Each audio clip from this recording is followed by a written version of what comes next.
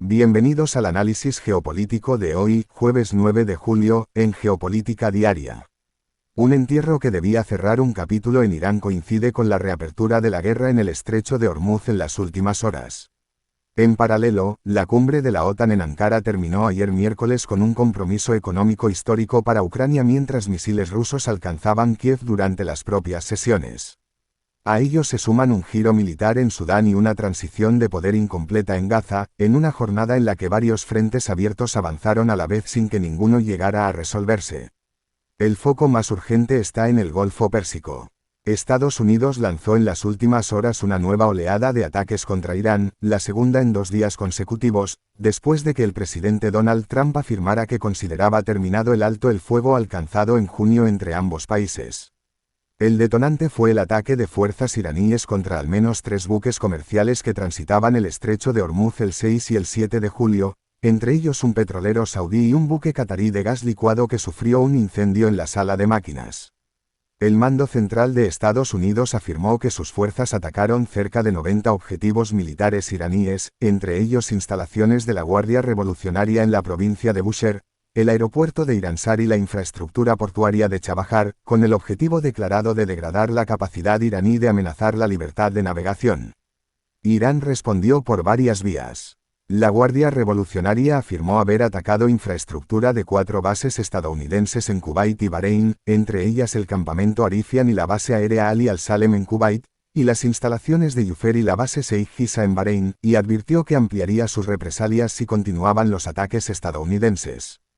La Cancillería iraní calificó la ofensiva de Washington de violación grave del memorando de entendimiento firmado en junio, mientras que el presidente del Parlamento y negociador jefe iraní, Baher Khalibaf, sostuvo que el estrecho de Hormuz solo se reabrirá bajo condiciones fijadas por Irán y no por amenazas estadounidenses.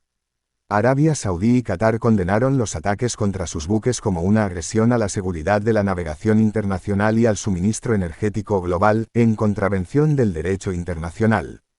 Qatar, además, mantiene un canal de mediación activo. Su primer ministro habló por teléfono con el canciller iraní, Abbas Araghchi, para pedir contención a ambas partes. El trasfondo de esta escalada es la muerte del entonces líder supremo Ali Khamenei, asesinado el 28 de febrero en los ataques con que Estados Unidos e Israel iniciaron la guerra contra Irán. Su hijo, Mojtaba Khamenei, fue designado nuevo líder supremo el 9 de marzo por la Asamblea de Expertos con el respaldo de la Guardia Revolucionaria, pero no ha reaparecido en público desde entonces. Precisamente hoy concluyen en la ciudad de Mashhad los funerales de Ali Khamenei, tras procesiones en Teherán y en las ciudades iraquíes de Nayaf y Kerbala. La Guardia Revolucionaria denunció que los ataques estadounidenses contra los puentes de acceso a Mashhad buscaban empañar esa ceremonia, algo que Washington no ha comentado. Los precios del petróleo reflejaron la tensión. El barril de Brent subió más de un 5% hasta $78.02 y el West Texas Intermediate se situó en $73.52, mientras Washington revocaba además el permiso que había concedido a la venta de crudo iraní para aliviar la crisis energética regional. La crisis de Hormuz alcanzó al propio Trump en Turquía, donde el presidente estadounidense participaba en la cumbre de la OTAN que cerró ayer miércoles en Ankara. La declaración final incluyó un compromiso de 70.000 millones de euros en equipamiento, asistencia y formación militar para Ucrania durante este año, con el compromiso de sostener un nivel equivalente en 2027, además de más de 50.000 millones de dólares en nuevos contratos de producción de defensa. El secretario general de la OTAN, Mark Rutte, subrayó que los aliados europeos y Canadá ya invierten en torno al 4% de su Producto Interior Bruto en defensa, camino del objetivo del 5% fijado para 2035. El presidente ucraniano, Volodymyr Zelensky, mantuvo una intensa agenda de reuniones bilaterales durante la cumbre, incluido un encuentro con Trump en el que el mandatario estadounidense se comprometió a ayudar a Ucrania a producir sistemas de misiles Patriot.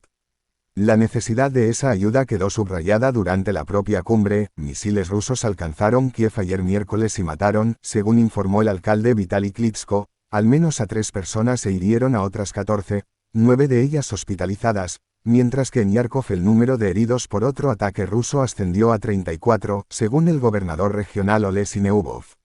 El Kremlin, por su parte, había señalado antes de la cumbre que seguiría con atención sus resultados. Su portavoz, Dmitry Peskov, lamentó que las declaraciones previas de los aliados hacia Rusia fueran, en sus palabras, de carácter confrontacional en lugar de constructivo, aunque afirmó que Moscú sigue abierto a que los esfuerzos estadounidenses por encauzar el conflicto hacia una vía pacífica tengan éxito. Trump, en sus intervenciones en Ankara, alternó ese optimismo sobre Ucrania con críticas a varios aliados europeos por su gasto en defensa y con la reiteración de su interés en que Groenlandia pase a soberanía estadounidense, idea que la primera ministra danesa, Mette Frederiksen, volvió a rechazar afirmando que su país está dispuesto a defender cada centímetro de su territorio. Mientras la seguridad europea acaparaba la atención en Ankara, Sudán vivía un giro militar con consecuencias humanitarias medibles, en un conflicto que rara vez recibe la misma cobertura que Ucrania u Oriente Medio pese a su magnitud. Las Fuerzas Armadas de Sudán afirman haber recuperado hoy el control de la localidad fronteriza de Kurmuk, en el estado de Nilo Azul, tras meses de combates contra la coalición Tasis, integrada por las Fuerzas de Apoyo Rápido y la facción norte del Movimiento de Liberación del Pueblo Sudanés. El frente más crítico sigue siendo la ciudad de El Obeid, en Kordofán del Norte, donde Naciones Unidas advierte de que hasta 500.000 civiles podrían estar en riesgo si continúa la escalada, después de que más de 11.000 personas, más de la mitad de ellas niños, huyeran de la zona en las últimas 2 semanas, según la organización Save the Children. Ambos bandos se acusan mutuamente de ataques contra población civil. Human Rights Watch documentó que las fuerzas de apoyo rápido cometieron crímenes de lesa humanidad en la ciudad de El Fasher, y también ha registrado ataques aéreos de las Fuerzas Armadas sudanesas con víctimas civiles en Kordofán Occidental. Naciones Unidas denunció además que un dron alcanzó esta semana el Hospital General de Dijin y mató al menos a 4 pacientes. El conflicto, que enfrenta al ejército liderado por Abdel Fattah al-Burhan con el grupo paramilitar encabezado por Mohamed Hamdan Dagalo, conocido como Hemedti, amenaza con extenderse regionalmente. El primer ministro etíope, Abiy Ahmed, rechazó ante su parlamento que exista un riesgo para la soberanía de su país pese a lo que describió como una alineación táctica creciente entre Eritrea, el Frente Popular de Liberación de Tigray y Sudán, y aseguró que las capacidades defensivas federales se están reforzando. La pregunta sobre quién gobierna un territorio en guerra también se replanteó esta semana en Gaza.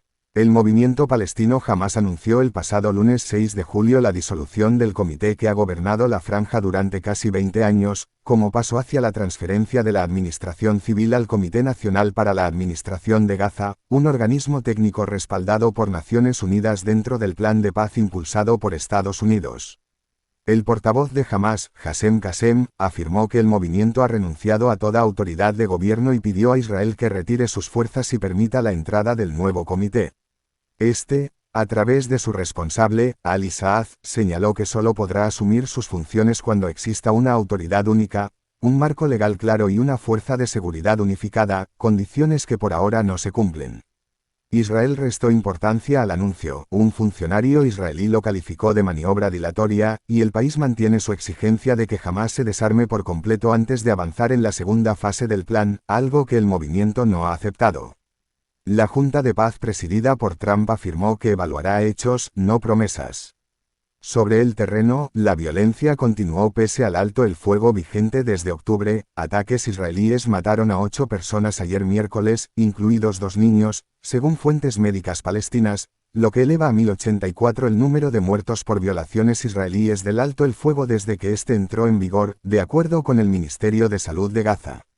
Una comisión de investigación de Naciones Unidas concluyó en septiembre de 2025 que en Gaza se habían cometido actos constitutivos de genocidio conforme a la Convención sobre el Genocidio, conclusión que Israel rechaza por considerarla distorsionada y por la que ha pedido la disolución de dicha comisión.